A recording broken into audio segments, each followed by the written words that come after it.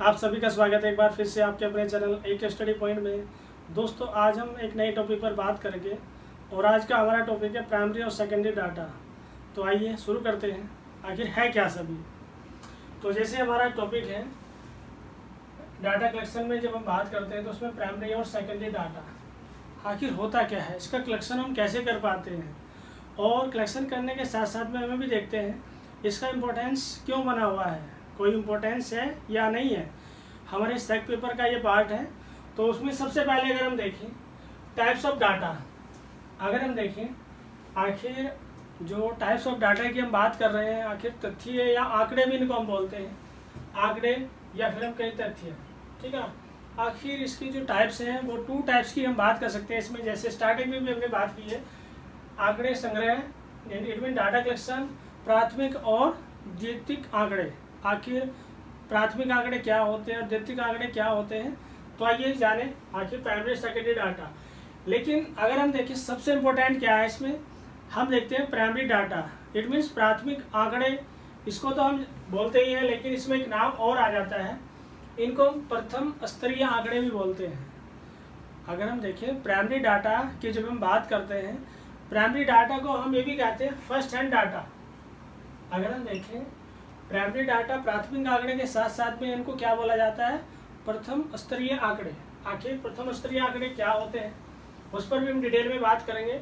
और प्रथम जो प्राथमिक आंकड़े हैं उनको एक नाम और दिया गया है। अगर हम देखें इनको क्या बोलते हैं, फील्ड सोर्सेज, इट मीन्स क्षेत्रीय स्रोत या आंकड़े। चलिए क्षेत्रीय स्रोत की हम बात कर सकते हैं, और इसी में हम एक नाम और देख सकते हैं, वो नाम क्या है, संग्रह या एकत्र प्रक्रिया, इट मीन्स कलेक्शन प्रोसेस। तो हम देख सकते हैं इसके 4 अलग अलग नाम हैं, हम जान सकते हैं। जैसे फर्स्ट अगर हम देखें प्राथमिक आंकड़े, प्रथम स्तरीय आंकड़े, ठीक है ना, और क्षेत्रीय स्रोत या फिर हम कहें संग्रह या एकत्र प्रक्रिया, ये सभी क्या है, सभी को हम प्राथमिक आंकड़ों के नाम से जानते हैं। तो ये तो हो गए प्राथमिक आंकड़े। लेकिन अब सबसे इम्पोर्टेंट ये है कि आखिर इसको डिफाइन हम कैसे कर पाएंगे। अगर हम देखें ऑल ओवर, इसको एक समरी के रूप में अभी हम समझ पा रहे हैं। इसको हम जो नाम देंगे वो क्या है, सार संक्षेप, इट मीन्स समरी के रूप में अभी इसको हम समझ पा रहे हैं। प्रथम स्तरीय जो आंकड़े हैं उसको और किस किस नामों से हम जानते हैं और किस किस नाम से उनको पुकारा जाता है, बोला जाता है। तो आइए उसमें हम देखें। ये तो हमने बात की, उसमें प्राथमिक आंकड़ों को हम अलग और भी नाम है जो हमने डिस्कस किए हैं। चलिए, लेकिन उसके बाद हम ये देखें कि प्राथमिक आंकड़े, आखिर प्राथमिक आंकड़ों को हम किस तरीके से कलेक्शन कर पाते हैं, किस तरीके से हम उनको संग्रह जिसको हम बोलते हैं, किस तरह से हम उनको अचीव या हम कहें उनको प्राप्त हम कर पाते हैं। तो उसमें बहुत सारे और भी तरीके हैं। ऑब्जर्वेशन की हम बात करेंगे, ऑब्जर्वेशन के माध्यम से हम प्राइमरी डाटा कलेक्शन हो पाता है, कलेक्ट कर पाते हैं। क्वेश्चन की हम बात करें, प्रश्नावली बनाते हैं हम, ठीक है ना, और प्राइमरी डाटा प्राथमिक आंकड़े कलेक्ट हो पाते हैं। शेड्यूल, अनुसूची के माध्यम से भी, शेड्यूल के माध्यम से भी हम क्या करते हैं, प्राइमरी डाटा का कलेक्शन कर पाते हैं। और एक पॉइंट और है इसमें, हम देखें इंटरव्यू, आखिर जिसको हम साक्षात्कार बोलते हैं, साक्षात्कार के माध्यम से भी हम प्राइमरी डाटा का कलेक्शन कर पाते हैं। लेकिन अब हम देखें, हमने जो डिस्कस किया अवलोकन पर हमने बात की, आखिर सब क्या है, प्राइमरी डाटा का ही एक रूप है। प्राइमरी डाटा यानी कि प्राथमिक आंकड़े हम कलेक्ट कैसे कर पाएंगे, अवलोकन का सहारा ले सकते हैं, ऑब्जर्वेशन का सहारा लेते हैं। क्वेश्चन में जो भी हम काम कर पाते हैं वो सब प्राइमरी डाटा का ही पार्ट होता है। अनुसूची, शेड्यूल या साक्षात्कार, इंटरव्यू, सभी क्या है, सभी प्राइमरी डाटा का ही एक पार्ट है। चलिए, लेकिन हमें देखते हैं, जैसे हम रिसर्च की अगर हम बात करें, आखिर रिसर्च को अगर हम थोड़ा सा एक बार डिफाइन करें, आखिर रिसर्च होता क्या है। रिसर्च में हम कह सकते हैं systematic investigation to gain new knowledge, it means हम कहें कि अनुसंधान क्या है, अनुसंधान एक व्यवस्थित सिस्टमैटिक तरीके से जब हम डाटा को कलेक्ट करते हैं, तो वह जब डाटा हम कलेक्ट कर पाते हैं वो क्या कहलाता है, शोध अनुसंधान, रिसर्च कहलाता है। और रिसर्च की जब हम बात करते हैं, वैसे तो हम देखते हैं ग्रेजुएशन में भी रिसर्च मैथोलॉजी को पढ़ाया जाता है, और हमें भी देखते हैं पीजी कोर्सेज में भी इसको ऐड किया गया है।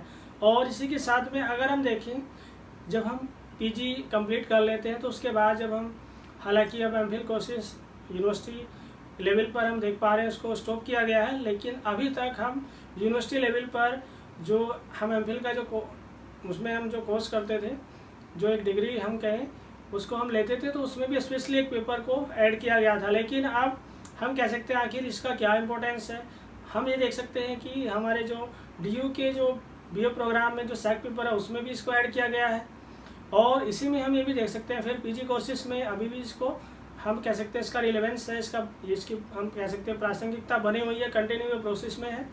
और उसमें हम ये भी देखते हैं जो रिसर्च स्कॉलर होते हैं, ठीक है ना, वो अब क्या करते हैं 6 मंथ का जो कोर्स वर्क होता है तो उसमें इस को हम स्टडी कर पाते हैं, इसको हम पढ़ पाते हैं, इस पेपर को, रिसर्च मैथोलॉजी वाले पेपर को ही। और उसमें बहुत सारे रिसर्च से रिलेटेड बहुत सारे टूल्स क्या होते हैं, कैसे हमें इस्तेमाल करने हैं, उन सभी का एक हम यूज कर पाते हैं। लेकिन अब हम ये भी देखें, जब हम रिसर्च की बात कर रहे थे कि आखिर रिसर्च अनुसंधान होता क्या है, उसकी हमने डेफिनेशन भी अपनी बात की। रिसर्च क्या है, एक व्यवस्थित तरीके से नए तथ्यों की खोज करना ही एक रिसर्च अनुसंधान कहलाता है। चलिए एक बार और रिपीट कर देता हूँ, रिसर्च क्या है, systematic investigation to gain new knowledge. एक नए तथ्यों की हम खोज करते हैं, लेकिन किस तरीके से, सिस्टमैटिक तरीके से।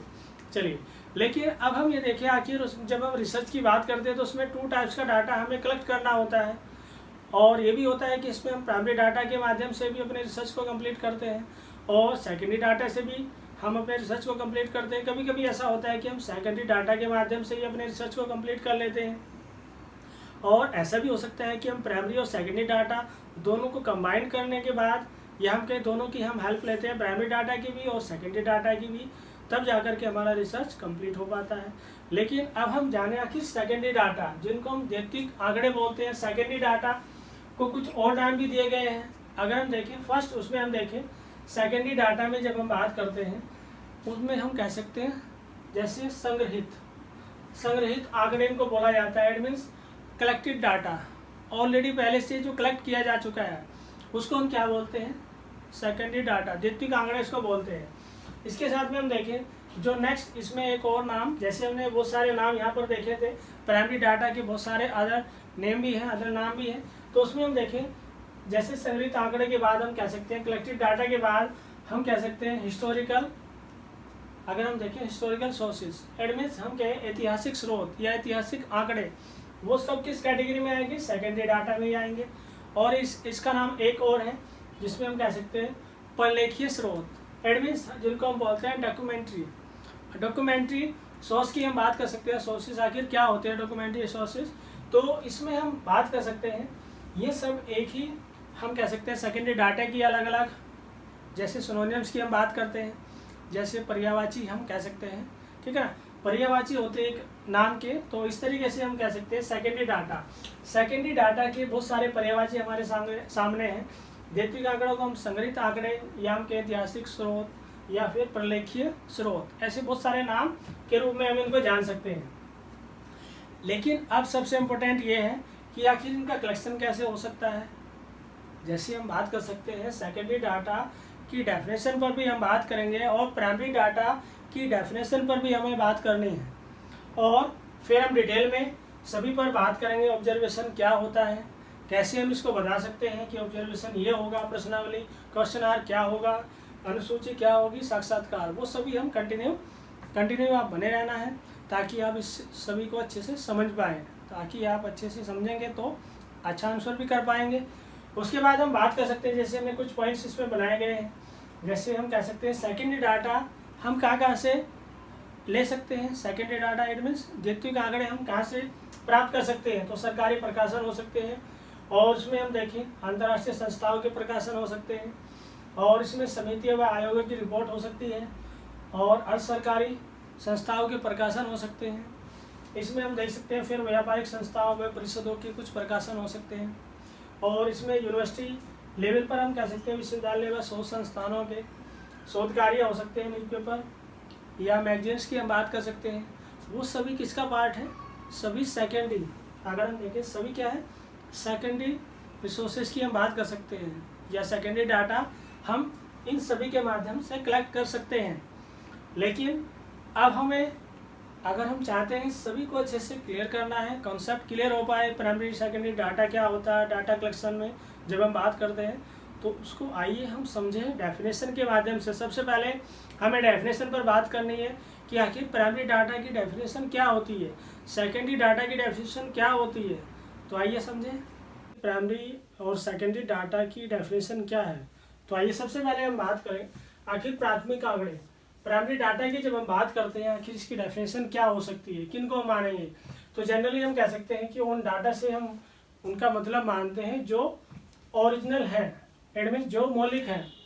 आखिर मौलिक से क्या मतलब हो सकता है, मौलिक का मतलब है जो फर्स्ट टाइम हम डाटा कलेक्ट कर रहे हैं, इसलिए उसको प्राइमरी डाटा बोला गया है।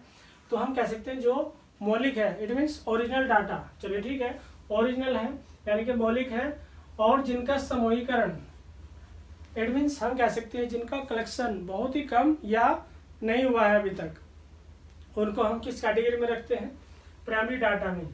और हम ये भी कह सकते हैं कि घटनाओं का, हम कह सकते हैं जिस तरह की जिस तरह का भी हमें डाटा मिलता है और फिर हम उनकी हम काउंटिंग करते हैं, जो भी हमें डाटा मिल पाता है, अंकन या गणना, काउंटिंग की हम बात करें या फिर जो भी हम देख पाते हैं, जिस तरह का भी डाटा होता है, जिस प्रकार का जो भी हम देख पाते हैं और जिस प्रकार हम उसको देखने के बाद उसका एनालिसिस भी कर पाते हैं।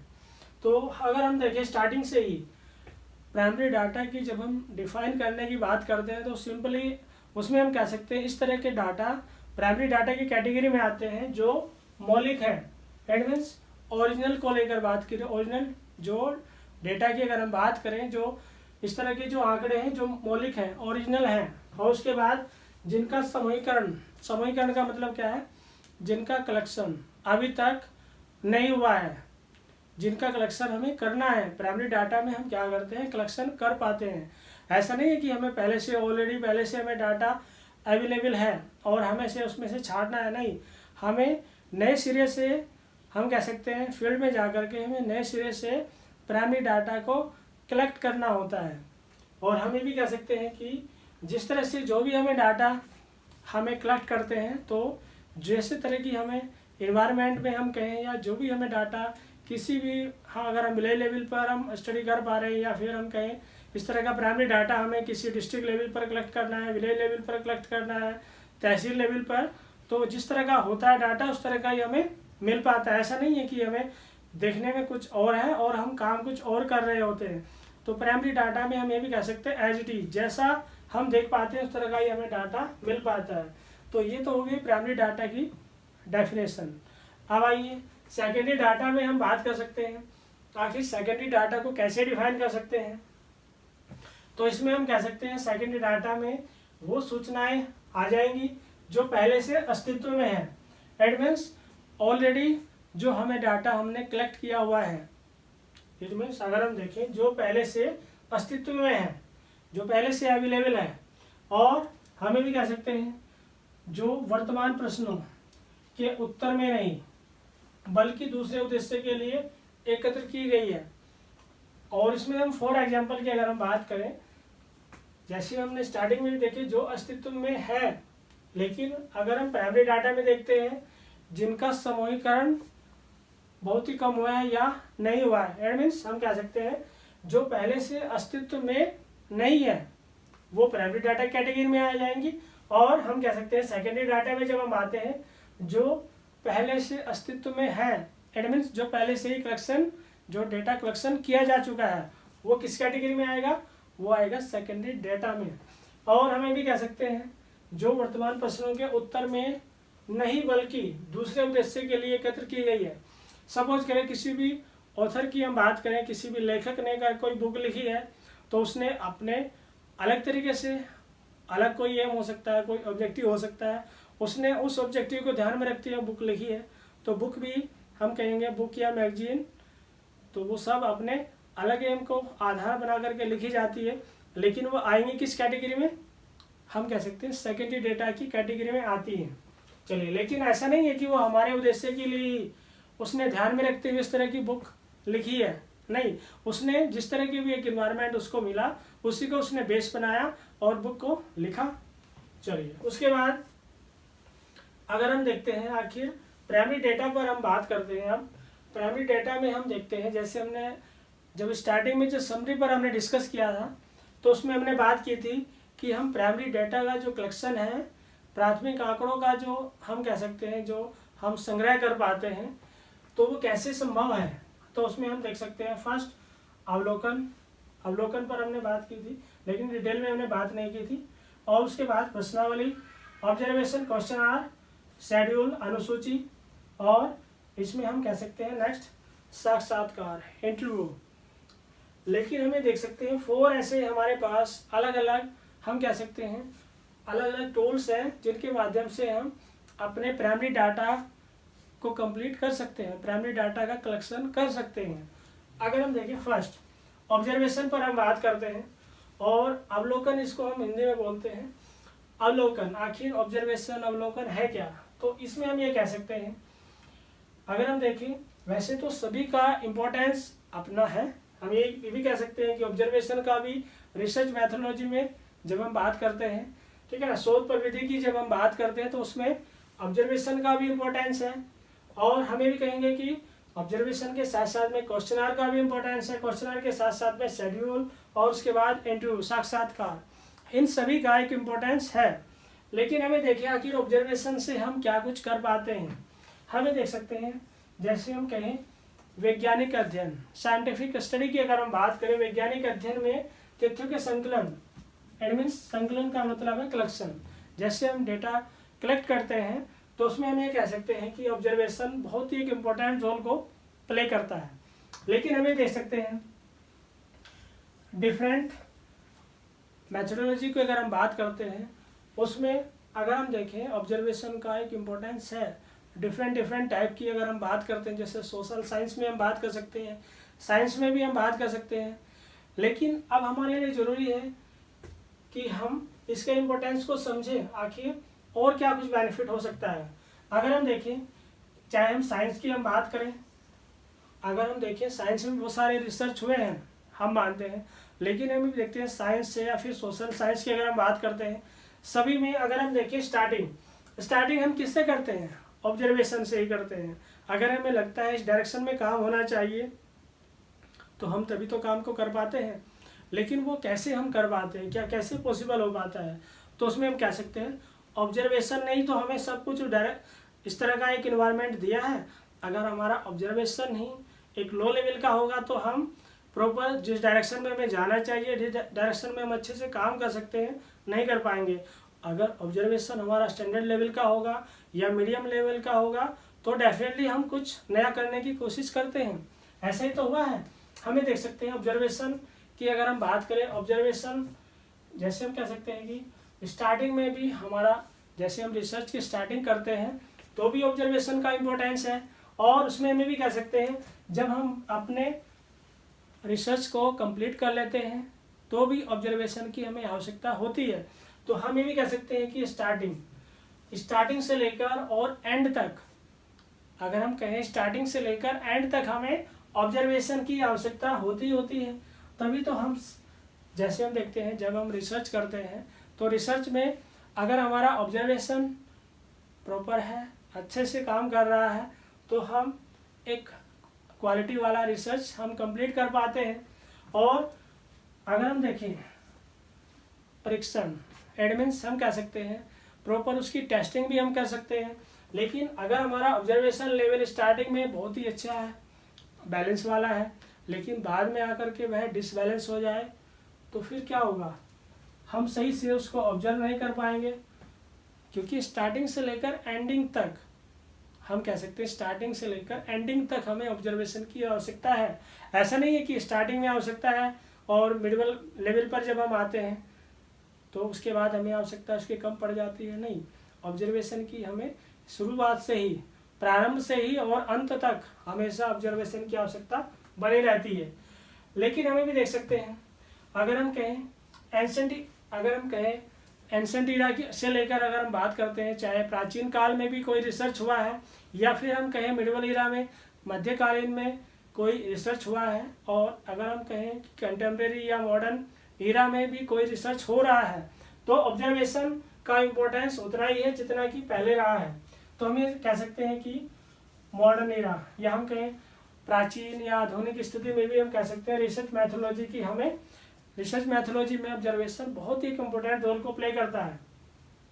लेकिन हम ये भी देख सकते हैं ऑब्जर्वेशन हम कैसे कर सकते हैं, जैसे हम कह सकते हैं sense of organs, it mean जिनको हम कहते हैं ज्ञानेंद्रिया हमारे, जैसे हम बात कर सकते हैं हाथों से हमें लिखते हैं, ठीक है, आंखों से देखते हैं, जिह्वा से बोलते हैं, लेकिन हमें देखिए आंखें सबसे ज़्यादा जो काम करना होता है किसको करना होता है, तो हम ये देख सकते हैं ऑब्जर्वेशन में हम कह सकते हैं, वैसे तो हम ज्ञानेंद्रियों की बात करते हैं, ठीक है ना, हाथ पैर, ठीक है ना, और हमें कहें हम टंग या फिर आंखें, ठीक है ना, जिह्वा, तो उसमें हम ये भी कह सकते हैं सभी हम जितने भी ऑर्गन्स की हम बात करें, सेंस ऑफ ऑर्गन्स सभी का हम इस्तेमाल करते हैं, लेकिन सबसे ज़्यादा जो हम यूज कर पाते हैं उसमें हम कहेंगे आँखों से हम देखते हैं।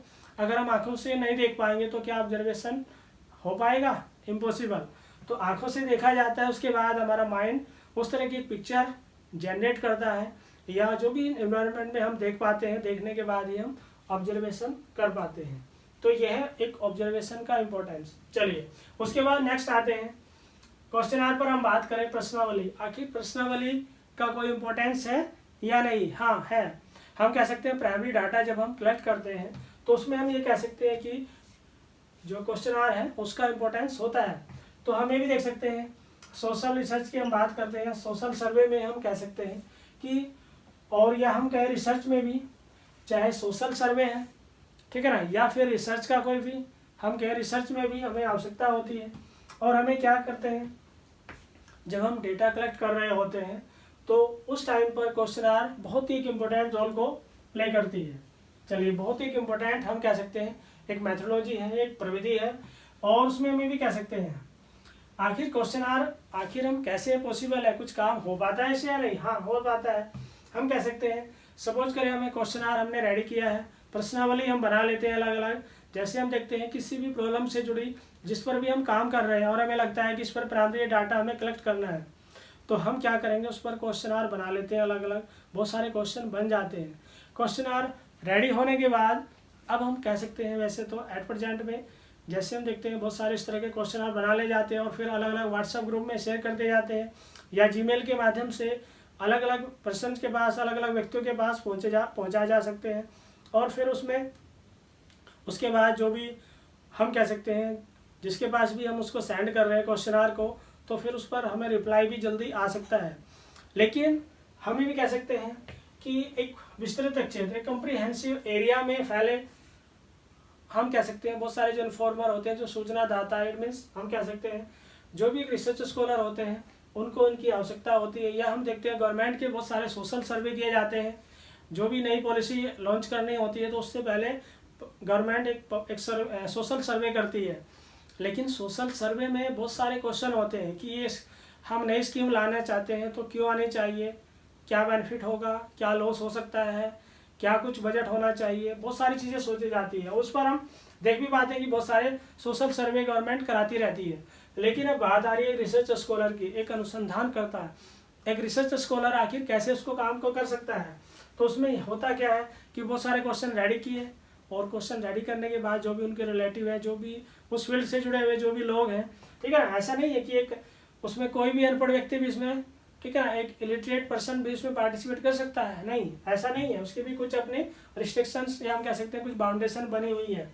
चलिए, लेकिन हम ये कह सकते हैं कि बहुत बड़े क्षेत्र में फैले हुए क्षेत्र पर भी हम काम कर सकते हैं। एक हम कह सकते हैं डिस्ट्रिक्ट लेवल पर हम काम कर सकते हैं, इसके माध्यम से क्वेश्चन आर बनाई जा सकती है। अलग अलग स्टेट में हम कह सकते हैं कि हम कुछ स्टेट्स को अपना एक फील्ड वर्क हम बनाते हैं कि इसमें हमें इस फील्ड में बहुत सारे डिस्ट्रिक्ट, अलग अलग डिस्ट्रिक्ट या अलग अलग स्टेट में हमें काम करना है, तो भी यह बहुत ही एक इफेक्टिव हम कह सकते हैं, बहुत ही हेल्पफुल हमारे लिए यह क्वेश्चन आर जो प्राइमरी डाटा कलेक्ट करने में हमारी हेल्प करती है, तो उससे हम काम कर सकते हैं।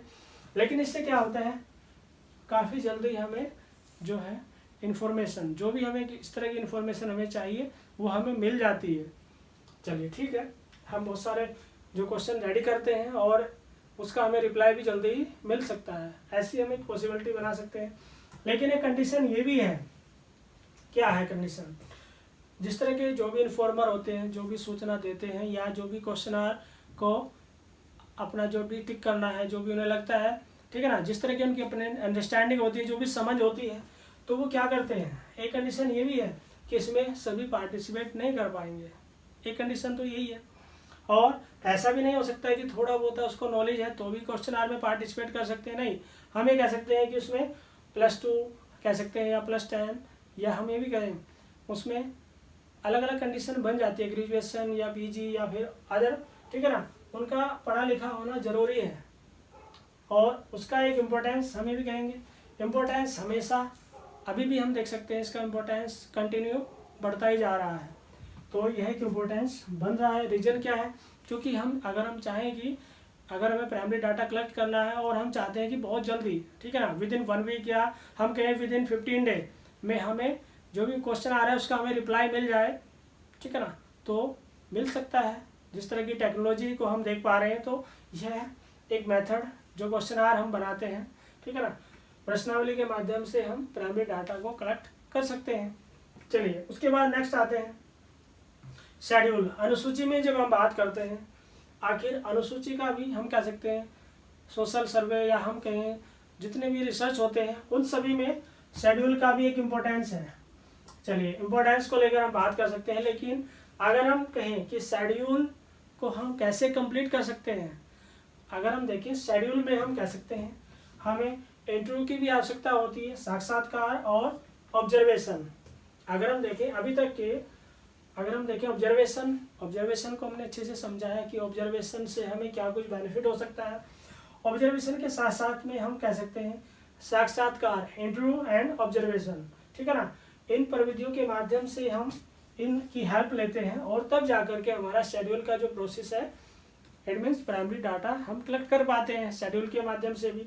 तो हम ये कह सकते हैं, अगर हम देखें शेड्यूल को हम किस तरह से उसको बता सकते हैं। शेड्यूल क्या है, क्वेश्चन का एक सिस्टमैटिक और एक रिटन फॉर्म उसका होता है। इट मीन्स प्रश्नों की एक व्यवस्थित व लिखित सूची क्या कहलाती है, शेड्यूल कहलाती है। हमें भी कह सकते हैं कि अनुसूची क्या है, प्रश्नों का एक व्यवस्थित और लिखित सूची, ठीक है ना, एक सिस्टमैटिक और रिटन फॉर्म में जो भी हम काम कर पाते हैं, तो उसमें हम ये कह सकते हैं कि हमें क्वेश्चन बनाने के साथ साथ में, ठीक है ना, एक शेड्यूल का एक प्रोसेस हम कंप्लीट कर पाते हैं। लेकिन हमें देख सकते हैं शेड्यूल में हमें करना क्या होता है, जैसे हमने स्टार्टिंग में भी हम बात करें कि रिसर्च स्कॉलर या हम कह सकते हैं गवर्नमेंट के जो पब्लिक सर्वे होते हैं, ठीक है ना, सोशल सर्वे, सामाजिक सर्वेक्षण के माध्यम से हम देखते हैं वो सारे काम होते हैं। लेकिन एक रिसर्च स्कॉलर को भी क्या करना होता है, अनुसंधानकर्ता, इन्फॉर्मर, जो सूचनादाताओं के पास जाता है और साक्षात्कार उनसे उनका एक हम कह सकते हैं एक इंटरव्यू प्रोसेस करता है, और वो क्या करता है, फिर बहुत सारे क्वेश्चन को पुटअप करता है, बहुत सारे क्वेश्चन पूछे जाते हैं और फिर उसके बाद जो भी रिप्लाई आता है उस पर वह टिक करता चला जाता है। इट मीन्स उसको फिल करता है, स्वयं इसको करना होता है, ठीक है ना। और अभी तक अगर हम देखें शेड्यूल से पहले की जो कंडीशन है उसमें होता क्या है, क्वेश्चन बनाए जाते हैं, क्वेश्चन बनाने के बाद उसके बाद जिसको भी उसको सेंड करना होता है या जिसको भी स्पीड पोस्ट के माध्यम से भी जो भी उसको करना होता है, उसके बाद फिर उसकी अपनी इच्छा होती है, ठीक है ना, कि वह उसमें से फर्स्ट ऑप्शन को टिक करेगा, सेकंड को करेगा, थर्ड को करेगा, ठीक है ना। उसका क्या प्रोसेस होता है वो अलग तरीके से है। लेकिन हम ये भी कह सकते हैं शेड्यूल में जब हम बात करते हैं तो शेड्यूल में क्या हो जाता है कि बहुत सारे क्वेश्चन उसके पास ऑलरेडी होते हैं। लेकिन जैसे जैसे हम कह सकते हैं जो एक रिसर्च स्कॉलर होता है और जो इन्फॉर्मर, ठीक है ना, फर्स्ट कंडीशन क्या है, रिसर्च स्कॉलर खुद ही फील्ड में जाता है और इन्फॉर्मर जो सूचना दाता, ठीक है ना, उसके पास वह इंटरव्यू लेता है, उनका बात करता है, बात करने के बाद जो भी उसे आंसर मिलता है, ठीक है ना, उसके बाद वह नीचे उसमें नोट कर लेता है कि इसका आंसर ये हो सकता है।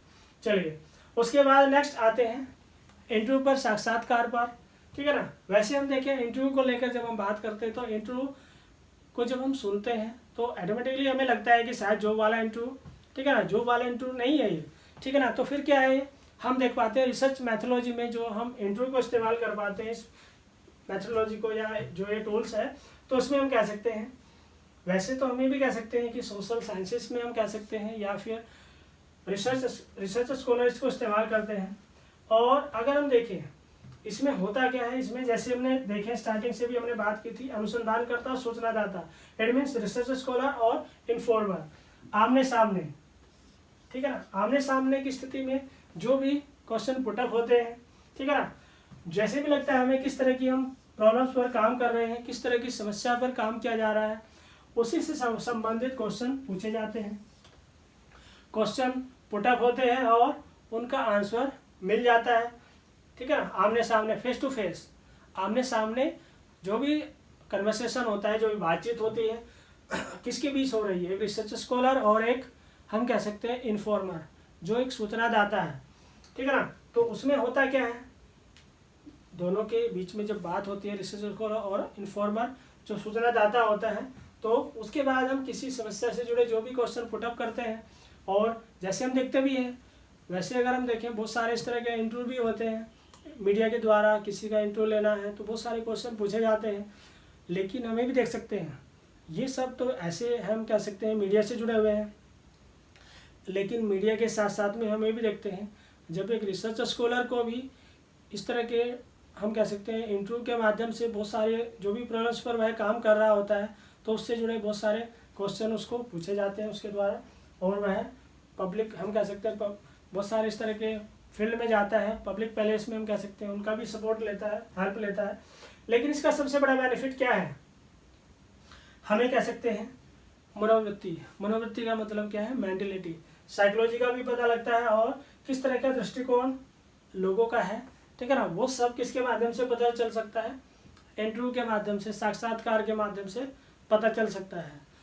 तो ये तो सब हमने डिस्कस किया कि प्राइमरी डाटा कलेक्ट करने के लिए हमें क्या करना होता है। ऑब्जर्वेशन की हेल्प हम लेते हैं, अवलोकन की हम हेल्प लेते हैं, प्रश्नावली, अनुसूची, साक्षात्कार, इन सभी की हम हेल्प ले पाते हैं, तब जाकर के हमारा जो प्राइमरी डाटा है वो हम कलेक्ट कर पाते हैं।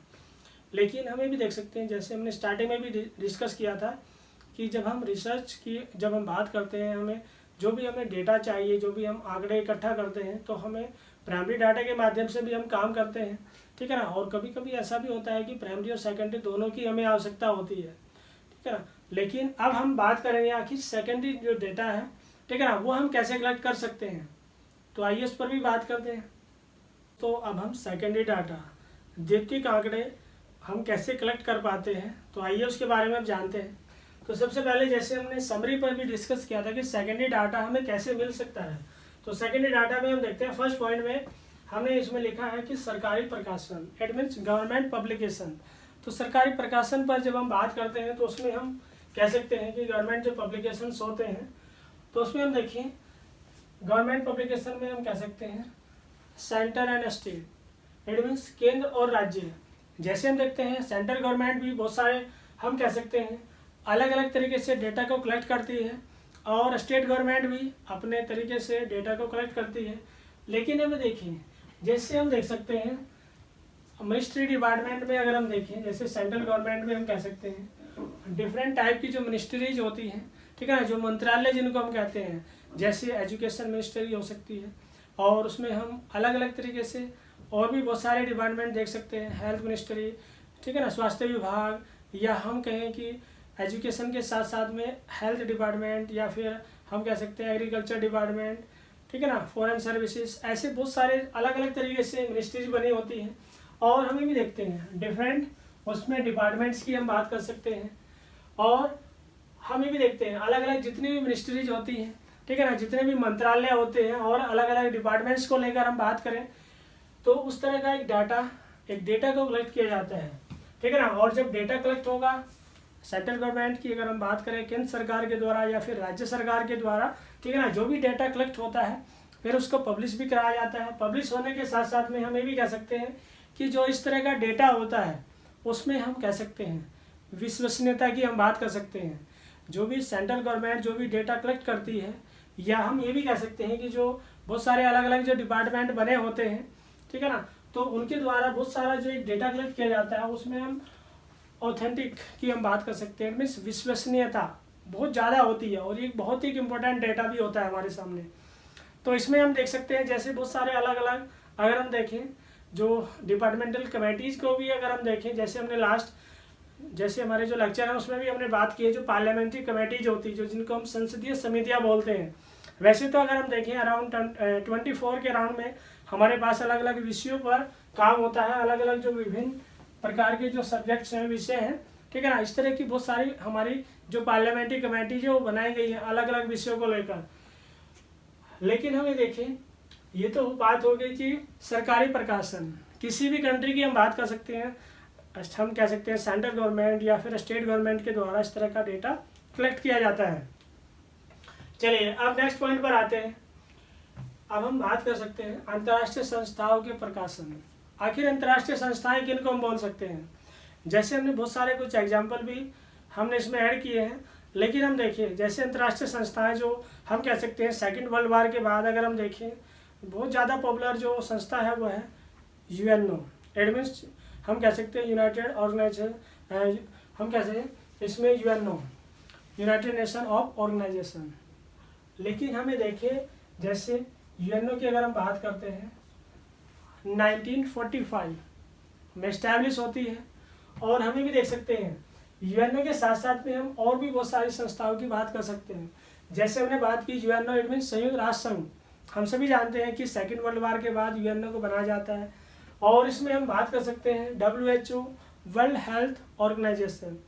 वर्ल्ड हेल्थ ऑर्गेनाइजेशन की जब हम बात करते हैं, जैसे यूएनओ अंतर्राष्ट्रीय संस्थाओं के यूएनओ जैसे काम करता है, ठीक है ना, वैसे 6 ऑर्गन्स की हम बात कर सकते हैं। 6 ऑर्गन्स के माध्यम से यह यूएनओ प्रॉपर काम करता है। लेकिन हमें भी देखते हैं यूएनओ के साथ साथ में और भी बहुत सारे अंतर्राष्ट्रीय संस्थाएं, इंटरनेशनल ऑर्गेनाइजेशंस हैं जो काम भी करता है और अपने बहुत सारे डेटा को कलेक्ट भी करता है कि उसने क्या कुछ काम किया है, किस किस फील्ड में उसने काम किया है, ठीक है ना। जैसे हम यूएनओ की बात करते हैं वैसे मेन जो हम कह सकते हैं मेन टारगेट क्या है, यूनिवर्सल ब्रदरहुड, इट मीन्स विश्व बंधुत्व की भावना। तो ये सारे यूएनओ के काम है। लेकिन यूएनओ के साथ साथ में हमें भी देखते हैं इसका अपना एक इंटरनेशनल कोर्ट है, अंतर्राष्ट्रीय एक न्यायालय की हम बात कर सकते हैं, और इसमें हम ये भी कह सकते हैं और भी बहुत सारी संस्थाएं हैं, ठीक है ना। जनरल असेंबली की हम बात कर सकते हैं, महासभा जिसको संसद बोला जाता है। लेकिन हमें देखिए जैसे WHO हेल्थ फील्ड में हम कह सकते हैं स्वास्थ्य विभाग के रूप में यह काम करता है।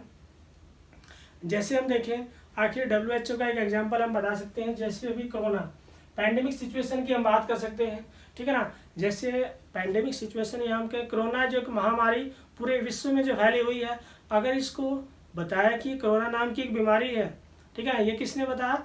WHO।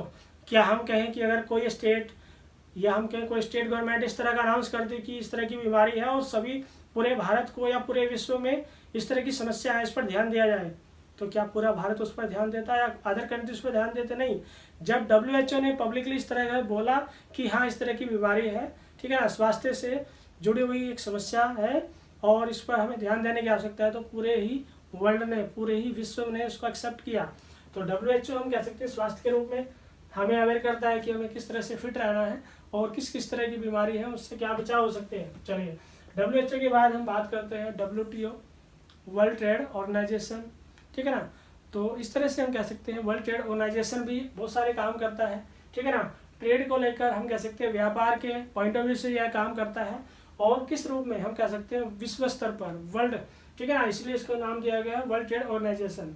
चलिए उसके बाद ILO की हम बात करते हैं, इंटरनेशनल लेबर ऑर्गेनाइजेशन की हम बात करें, ठीक है ना, जैसे हम कह सकते हैं अंतर्राष्ट्रीय श्रम संगठन। और इसके साथ साथ में हम ये भी देखते हैं ILO भी अंतर्राष्ट्रीय स्तर पर, ठीक है ना, जो श्रमिक डेटा है उसका कलेक्ट करता है और बताता भी है कि अंतर्राष्ट्रीय स्तर पर अगर हम देखें कितने लोग रोज जॉब में हैं, कितने जो वर्किंग में हैं, ठीक है ना, कितने बेरोजगार अनएम्प्लॉयमेंट है, वो सारे डेटा ILO के पास होते हैं। लेकिन उसके बाद हम बात करें IMF की हम बात कर सकते हैं, इंटरनेशनल मॉनेटरी फंड की हम बात कर सकते हैं, ठीक है ना। इस तरह के जो भी हम देख पाते हैं, जैसे चाहे UNO, WHO या WTO, ठीक है ना, या फिर हम कहें ILO, IMF, सभी बहुत सारे हम कह सकते हैं इंटरनेशनल लेवल पर काम करने वाले संगठन हैं, और बहुत सारे काम करने के साथ साथ में बहुत सारे जो भी काम किए जाते हैं, ठीक है ना, सारे डेटा को भी कलेक्ट करते हैं। लेकिन हमें देखते हैं जब हम या हम UNO से रिलेटेड अगर हम कुछ काम करना चाहते हैं, ठीक है ना, UNO का क्या कुछ कंट्रीब्यूशन है, क्या कुछ पॉजिटिव रिस्पांस किया है, UNO ने कुछ काम किया है, नहीं किया है, अगर इन फ्यूचर क्या कुछ काम कर सकता है, क्या कुछ पॉसिबिलिटीज़ है, या हम कहें WHO को लेकर क्या कुछ जो भी WHO जिस तरह की भी जो भी पेंडेमिक सिचुएशन बनती है, जो भी डिजीज अगर हम कहें, जो भी समस्याएं सामने आती हैं वो कितना सही है, कितना सही बताई जाती है, और इस तरह से जो भी काम होते हैं उस पर भी रिसर्च किया जा सकता है। लेकिन अगर हम कहें कि हमें यूएनओ से रिलेटेड कुछ भी डेटा हमें कलेक्ट करना है तो हमें यूएनओ के माध्यम से कुछ इंटरनेशनल वेबसाइट है, ठीक है ना, जो हम यूएनओ का डेटा कलेक्ट कर सकते हैं, उसकी कुछ हेल्प ले सकते हैं और सेकेंडरी डाटा में हम इसे इस्तेमाल कर सकते हैं। फिर हम WHO पर भी अगर कुछ काम कर रहे हैं, या ट्रेड जैसे हम कह सकते हैं कमर्शियल जो डिपार्टमेंट होते हैं, ठीक है ना, उसमें भी हम WTO की हेल्प ले सकते हैं। अगर हम लेबर से रिलेटेड किसी भी श्रमिकों पर काम कर रहे हैं तो ILO की हेल्प ले सकते हैं, ठीक है ना। और मॉनिटरिंग की फंड की अगर हम बात करें उसमें भी काम कर रहे हैं तो फिर हम IMF का सहायता ले सकते हैं। चलिए उसके बाद हम देख सकते हैं नेक्स्ट, इसमें हम बात करें समितियों व आयोगों की रिपोर्ट। इट मीन्स हम कह सकते हैं reports of committees and commissions. लेकिन इसमें हम देखें विभिन्न समस्याओं, बहुत सारी समस्याओं से जुड़े हम कह सकते हैं, ठीक है ना, बहुत सारी जैसे हम देखते हैं सेंटर या फिर स्टेट लेवल पर बहुत सारी समस्याएं होती हैं, ठीक है ना। लेकिन प्रॉब्लम्स को लेकर हम ये भी देखते हैं बहुत सारे सुझाव इस तरह के सजेशंस दिए जाते हैं, ठीक है ना। तो गवर्नमेंट क्या करती है, गवर्नमेंट के पास सजेशन सुझाव कहाँ से मिलेंगे, कैसे मिल पाते हैं उसको। जैसे हम इसमें कुछ एग्जांपल भी ऐड कर सकते हैं। फॉर एग्जांपल अगर हम देखें, जैसे हम कहें आफ्टर फ्रीडम, इंडिया की जब हम बात करते हैं, भारत को जब आज़ादी मिलती है तो आज़ादी मिलने के बाद अगर हम देखें, हम ये कह सकते हैं आज़ादी मिलने के बाद अगर हम देखें पंचायती राज को लेकर हम बात कर सकते हैं। बहुत सारी कमेटियाँ बनाई जाती है, क्यों बनाई जाती है सॉरी, लेकिन हमें देख सकते हैं बहुत सारी समस्याएं हैं उस टाइम पर। अगर हम देखिए पंचायती राज पर भी स्पेशल हमने काम किया है, उस पर भी हमारा वीडियो है। तो हम ये कह सकते हैं कि बहुत सारी समस्याएं हैं आज़ादी के बाद, ठीक है ना, अनएम्प्लॉयमेंट की समस्याएं हैं। और हमें भी देख सकते हैं पंचायती राज पर भी कुछ काम करने के एफर्ट्स किए जा रहे हैं। लेकिन उन समस्याओं को, जो भी प्रॉब्लम्स हैं, उनको सॉर्ट आउट करने के लिए गवर्नमेंट के पास कोई प्रॉपर स्ट्रेटजी नहीं है। फिर वो क्या करती है, कुछ सुझाव उसके पास, इस तरह की बहुत सारी कमेटियाँ बनाई जाती हैं। हमें भी कह सकते हैं कि बहुत सारे कमेटियाँ बनाई जाती हैं, बहुत सारे कमीशन भी इस्टेब्लिश किए जाते हैं। जैसे प्लानिंग कमीशन की हम बात करें, ठीक है, आज़ादी के बाद ही तो हमने प्लानिंग कमीशन को इस्टेब्लिश किया। और हमें भी देखते हैं बहुत सारे इस तरह के ऑर्गेनाइजेशन की हम बात कर सकते हैं, ठीक है ना। बहुत सारे ऑर्गेनाइजेशन बने हैं, बहुत सारी संस्थाएं बनी हैं। क्यों बनी हैं, क्योंकि जो हमारे सामने जो समस्याएं हैं, जो प्रॉब्लम्स हैं, हम चाहते हैं उनको सॉर्ट आउट कैसे किया जाए। लेकिन हमें देख सकते हैं जैसे बहुत सारी कमेटी को लेकर अगर हम बात करें, जैसे हमारा कॉन्स्टिट्यूशन रेडी हुआ तो बहुत सारी ऐसी पार्लियामेंट्री कमेटीज़ के साथ साथ में उन कमेटियों ने काम करना शुरू किया। लेकिन अगर हम कहें पार्लियामेंट्री कमेटी के साथ साथ में पंचायती राज से जुड़ी हुई भी बहुत सारी कमेटीज़ हैं, जो कुछ ना कुछ गैप के बाद, ठीक है ना, उनमें मॉडिफिकेशन होता रहा, बदलाव होते रहे और नई नई कमेटियाँ बनती चली गई। बहुत सारे कमीशन बनाए गए, चाहे हमारे हायर एजुकेशन की हम बात करते हैं, ठीक है ना, हायर एजुकेशन के साथ साथ में और भी बहुत सारे इस तरह के कमीशन बनाए जाते हैं, आयोग बनाए गए, ठीक है ना। उन सभी का मेन मोटिव क्या है कि हम जो भी प्रॉब्लम्स हैं हमारे सामने, गवर्नमेंट के सामने, तो स्पेशल कोई ऐसा व्यक्ति, ठीक है ना, जो उस फील्ड के बारे में बहुत ज़्यादा नॉलेज रखता है, उस फील्ड का एक्सपर्ट है, तो उसी के नाम पर इस तरह की कमेटी बनाई जाती है। उसके नाम पर हमें भी कह सकते हैं, जैसे सिविल सर्विसेज की बात कर अगर हम करें, UPSC की हम बात करें, उसमें भी बहुत सारी कमेटी बनाई गई है। लेकिन उन सभी का बहुत सारे कुछ बेनिफिट्स भी हैं, ठीक है ना। उनसे हमें भी कह सकते हैं रिसर्च स्कॉलर भी हेल्प लेते हैं और अपने काम को कंप्लीट कर पाते हैं। चलिए उसके बाद नेक्स्ट आते हैं अर्ध सरकारी संस्थाओं के प्रकाशन, सेमी गवर्नमेंट पब्लिकेशंस की अगर हम बात करें, आखिर सेमी गवर्नमेंट में हम क्या कुछ ऐड कर सकते हैं। इसमें हम बात कर सकते हैं, जैसे नगर निगम की हम बात कर सकते हैं। जैसे हम देख सकते हैं, जैसे हम कहें कि जैसे हम फ्रीडम आज़ादी मिलती है, आज़ादी के बाद हमने पंचायती राज की दिशा में भी कुछ काम किए। लेकिन हमें भी देखते हैं कि बाद में हमने धीरे धीरे पंचायती राज के साथ साथ में हमने म्यूनसिपैलिटीज, नगर पालिकाओं पर भी हमने ध्यान दिया। इट मीन सिटी लेवल पर भी हमने कुछ ऐसे एफर्ट्स किए। लेकिन हम देख सकते हैं, जैसे हम सिटी लेवल पर अगर हम स्ट्रक्चर की अगर हम बात करते हैं, तो उसमें नगर निगम, नगर पालिका या फिर हम जिला बोर्ड की अगर हम बात कर सकते हैं। आखिर नगर निगम या नगर पालिका की हम बात करें, आखिर इनके काम क्या है। ये भी बहुत सारे डेटा को कलेक्ट करती है, ठीक है ना। डेटा कलेक्ट होते हैं और फिर उसको पब्लिश भी किया जाता है, प्रकाशित भी होते हैं। डेटा कलेक्ट करने के साथ साथ में ऐसा नहीं कि डेटा कलेक्ट ही किया जा रहा है, आंकड़े एकत्र किए जा रहे हैं, नहीं, आंकड़े को एकत्रित भी किया जाता है, इकट्ठा भी किया जाता है और उसको पब्लिश भी किया जाता है, प्रकाशित भी किए जाते हैं। फॉर एग्जांपल इसमें हम बात कर सकते हैं जैसे नगर निगम या नगर पालिका, इन सभी का काम क्या है, ठीक है ना। हम कह सकते हैं सिटी लेवल पर सफाई व्यवस्था होनी चाहिए, हम कह सकते हैं अच्छे से उसको मेंटेन किया जाए। लेकिन पब्लिक को हम कह सकते हैं सिटी लेवल पर जो पब्लिक है, जनता है, उसको हेल्थी, ठीक है ना, स्वास्थ्य के रूप में, ठीक है ना, किसी तरह से उन्हें अच्छे से फिट रहना है, उसको लेकर भी अवेयर करना है। और बर्थ सर्टिफिकेट की हम बात कर सकते हैं, ठीक है ना, वो इस तरह के इशू किए जाते हैं। और उसके बाद डेथ को लेकर कितने लोगों की डेथ हुई है, कितने लोगों का जन्म हुआ है, वो सब किस तरह के जो डेटा है वो सारे एकत्र किए जाते हैं, ठीक है ना। तो अगर हम चाहते हैं कि डिस्ट्रिक्ट लेवल पर या हम कहें कि तहसील लेवल पर, ठीक है ना, अगर हमें इस तरह के डाटा चाहिए तो हमें कहाँ पर मिल सकते हैं, नगर पालिका की हम बात कर सकते हैं या फिर नगर निगम, ठीक है ना। इन डाटा का भी हमें इस्तेमाल कर सकते हैं, किस रूप में, सेकेंडरी डेटा के रूप में हम इन्हें इस्तेमाल कर सकते हैं। चलिए उसके बाद हम बात कर सकते हैं व्यापारिक संस्थाओं व परिषदों के प्रकाशन। आखिर अगर हम कहें कि कमर्शियल इंस्टीट्यूशंस और परिषद की हम बात कर सकते हैं तो उसमें हम बात कर सकते हैं बहुत सारी व्यापारिक संस्थाएं हो सकती हैं और व्यापार परिषद हो सकते हैं, ठीक है। लेकिन हमें देखिए बहुत सारे ट्रेड से जुड़े अगर हमें डेटा चाहिए, कितना कुछ इंपोर्ट एक्सपोर्ट कुछ हुआ पाया है, इंपोर्ट और एक्सपोर्ट का अगर हमें डेटा चाहिए तो हम क्या कर सकते हैं, बहुत सारे इस तरह के जो इंस्टीट्यूशंस बने हुए हैं जो स्पेशली ट्रेड पर्पज से ही बनाए गए हैं, वो सारी काउंसिल्स की हम बात कर सकते हैं, व्यापार परिषदें हो सकती हैं, ठीक है ना, इंस्टीट्यूशंस हो सकते हैं ट्रेड पर्पज से जो बनाए जाते हैं। लेकिन हमें देख सकते हैं जैसे इन डेटा की भी हम बात करें, विश्वसनीयता की अगर हम बात करते हैं, ठीक है ना, ऑथेंटिक, ठीक है ना, इस तरह के जो डेटा होते हैं बहुत ही विश्वसनीय होते हैं, ठीक है ना, और रिसर्च में भी इनका हम इस्तेमाल कर सकते हैं, यूज कर सकते हैं। चलिए उसके बाद नेक्स्ट आते हैं विश्वविद्यालय तथा शोध संस्थानों के शोध कार्य। अगर हम देखते हैं यूनिवर्सिटी लेवल पर भी बहुत सारे रिसर्च होते हैं और डिफरेंट हम डिपार्टमेंट की हम बात कर सकते हैं। बहुत सारी यूनिवर्सिटी में हम कहें कि डिफरेंट चाहे सोशल साइंस की हम बात करते हैं या फिर साइंस या फिर टेक्नोलॉजी, इन सभी से जुड़े हुए बहुत सारे डेटा कलेक्ट होते हैं। लेकिन हमें देखिए यूनिवर्सिटी लेवल पर, ठीक है ना, बहुत सारे डेटा या हम कहें बहुत सारे प्रोजेक्ट पर काम होते हैं और प्रोजेक्ट पर हम ये भी देख सकते हैं उन प्रोजेक्ट का भी एक इम्पोर्टेंस है और हम सेकेंडरी डेटा में उन्हें इस्तेमाल कर सकते हैं। और ये तो हो गई यूनिवर्सिटी लेवल पर, लेकिन हम भी देखते हैं बहुत सारे रिसर्च सेल भी यूनिवर्सिटी लेवल पर बना दिए जाते हैं और स्पेशली किसी ना किसी प्रोजेक्ट पर वह काम करते रहते हैं। और ऐसा भी हो सकता है कुछ प्रोजेक्ट या इन फ्यूचर हो सकता है जो भी इस तरह के रिसर्च सेल बनाए जाते हैं वो किसी नए प्रोजेक्ट पर काम कर रहे हो, तो फिर हम ये कह सकते हैं कि इन फ्यूचर हो सकता है उन सभी का भी एक बहुत ज़्यादा रिलेवेंस बढ़ सकता है।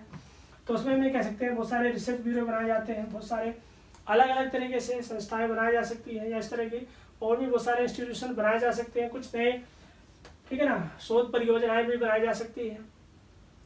लेकिन हमें भी देखते हैं किस तरह के डेटा कलेक्ट किए जाते हैं, लेकिन हमें भी देख सकते हैं निष्पक्ष, फेयरनेस, ठीक है ना, किसी तरह का कोई प्रेशर या हम कहें किसी तरह का कोई डिस्क्रिमिनेशन नहीं होता है इसमें। फेयरनेस की बात हम कर सकते हैं, निष्पक्ष डाटा कलेक्ट किए जाते हैं यूनिवर्सिटी के द्वारा भी। और हमें भी देख सकते हैं, ठीक है ना, यूनिवर्सिटी का भी एक अपना एक इम्पोर्टेंस है और इन सभी से हम सेकेंडरी डाटा में इन सभी डेटा को हम इस्तेमाल कर सकते हैं। चलिए नेक्स्ट और लास्ट पॉइंट पर आते हैं, समाचार पत्र व पत्रिकाएं। अगर हम देखें डिफरेंट टाइप की न्यूज़पेपर्स या हम कहें मैगजीन्स हमारे सामने हैं, ठीक है ना, हमें कह सकते हैं कि जब हम सेकेंडरी डाटा का जब हम इस्तेमाल करते हैं तो हमें बहुत सारे न्यूज़पेपर की हमें हेल्प लेनी होती है। और हम ये देख सकते हैं आखिर जो मैगजीन होती है या न्यूज़पेपर्स की अगर हम बात करें डिफरेंट टाइप के हमें न्यूज़पेपर पत्रिकाएं की हम बात कर सकते हैं, ठीक है ना। आखिर जितने भी न्यूज़पेपर या मैगजीन की हम बात करें सोशल समस्याएं, इट मीन्स हम कहें सोशल जो प्रॉब्लम्स होती हैं या इंस्टेंट जो सोशल इंसिडेंट्स की हम बात कर सकते हैं, जो या कंटेम्प्रेरी इशू की अगर हम बात करें, बहुत सारे समकालीन जो मुद्दे होते हैं चाहे वो अंतर्राष्ट्रीय है, इंटरनेशनल इशू हो सकते हैं या फिर कोई राष्ट्रीय स्तर की कुछ समस्याएं हो सकती है, अगर हम चाहते हैं उनसे अवेयर होना, ठीक है ना, उन सभी की नॉलेज अगर हम चाहते हैं कि हमें हो, ठीक है ना, तो हम किनकी हेल्प लेते हैं, हमें न्यूज़पेपर को स्टडी करना होता है, मैगजीन को स्टडी करना होता है, ठीक है ना। जैसे हम देख सकते हैं बहुत सारी मैगजीन की अगर हम बात करें जैसे इंडिया टुडे, आउटलुक, ऐसी बहुत सारी मैगजीन का हम एग्जांपल ऐड कर सकते हैं। न्यूज़पेपर की तो एक लंबी लिस्ट हमारे सामने है, the Hindu, times of India, Hindustan, और भी बहुत सारे हिंदू न्यूज़पेपर हो सकते हैं दैनिक जागरण, राष्ट्रीय सहारा, ठीक है ना, और भी जनसत्ता, ऐसे बहुत सारे न्यूज़पेपर हैं जो हम कह सकते हैं, जो भी हम कह सकते हैं डेली बेसिस की, जो भी हम कह सकते हैं, जो दिन प्रतिदिन की जो भी घटनाएं घटित होती हैं उन सभी के बारे में हम जान सकते हैं। और इन सभी का जो न्यूज़पेपर्स की अगर हम बात करें, जो मैगजीन्स की, इन सभी को हम इस्तेमाल कर सकते हैं किस रूप में, सेकेंडरी डेटा के रूप में हम इन्हें इस्तेमाल कर सकते हैं। तो अगर हम ऑल ओवर देखें, जो हमें सेकेंडरी डाटा में जो हेल्प कर पाती है उसमें हम बात कर सकते हैं कुछ गवर्नमेंट पब्लिकेशंस की हम बात कर सकते हैं, और उसमें इंटरनेशनल संस्थाएं भी हो सकती हैं, अंतर्राष्ट्रीय संस्थाएं भी हम कह सकते हैं, उनके भी अपने पब्लिकेशन होते हैं, बहुत सारे जो डेटा कलेक्ट करती है और उसके बाद उनको पब्लिश भी किया जाता है। बहुत सारी कमेटीज हो सकती है, कमीशन हो सकते हैं, ठीक है ना। और इसमें हम ये भी कह सकते हैं कुछ हम अर्ध सरकारी संस्थाओं पर, हमने बात की सेमी गवर्नमेंट की, अगर हम बात करें सेमी गवर्नमेंट पब्लिकेशन जैसे नगर निगम, नगर पालिका, ठीक है ना, और कुछ ट्रेड पर्पज से भी हम देख सकते हैं इम्पोर्ट एक्सपोर्ट को लेकर कितना कुछ किस फील्ड में, या हम कहें किस तरह का कुछ इम्पोर्ट एक्सपोर्ट हो पाया है। तो अगर हम चाहते हैं कि इस तरह का जो भी डेटा है वो हमें मिल पाए तो हम इन सभी की हेल्प ले सकते हैं। तो ये सब सेकेंडरी डेटा के एक माध्यम है, सेकेंडरी डाटा हम कलेक्ट कर सकते हैं और अपने रिसर्च को बहुत अच्छे से कंप्लीट कर सकते हैं।